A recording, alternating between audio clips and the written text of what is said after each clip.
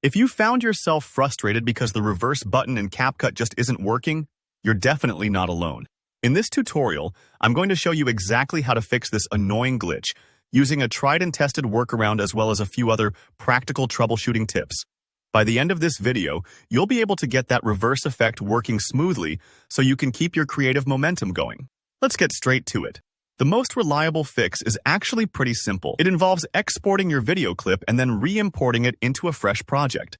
This might sound a bit roundabout, but it works especially well if you've got a complex project with several clips or effects stacked on top of each other. Here's how you do it.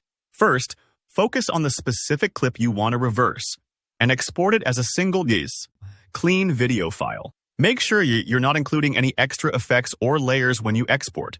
Just keep it as simple as possible. The reason this step is important is because CapCut sometimes struggles to apply the reverse effect when there are a lot of edits or elements attached to the clip. By exporting a fresh version, you're giving the software a clean slate, which helps reset any hidden glitches. With your exported clip saved, go ahead and close out of your current project.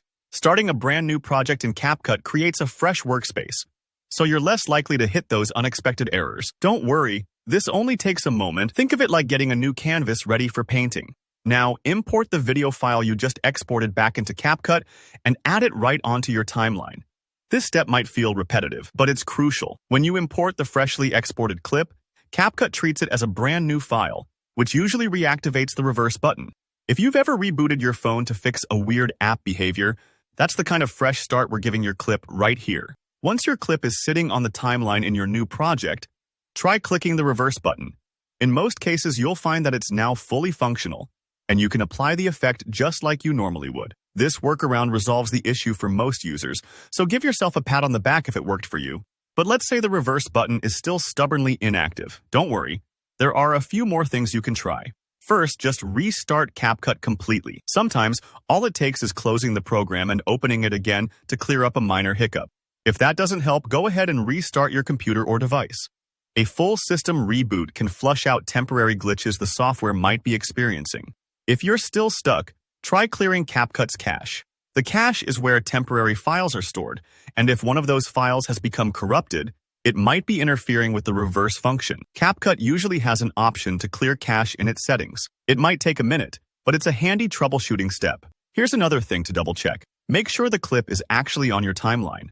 The reverse button only appears for clips that are added to the timeline, not ones sitting in your media bin. It's a simple step, but it's easy to overlook in the middle of editing. Lastly, make sure you're running the latest version of CapCut. Software updates often include bug fixes for exactly this type of problem, so take a second to check for updates. You might save yourself a lot of hassle in the future. If this guide helped you get that reverse effect working again, give this video a thumbs up, and let me know down in the comments if you have any questions or run into any other CapCut issues. I'm always happy to help, and your feedback helps me make better tutorials for you. And if you want more practical video editing tips and easy solutions like this one, hit that subscribe button so you don't miss out. Thanks for watching, and keep creating.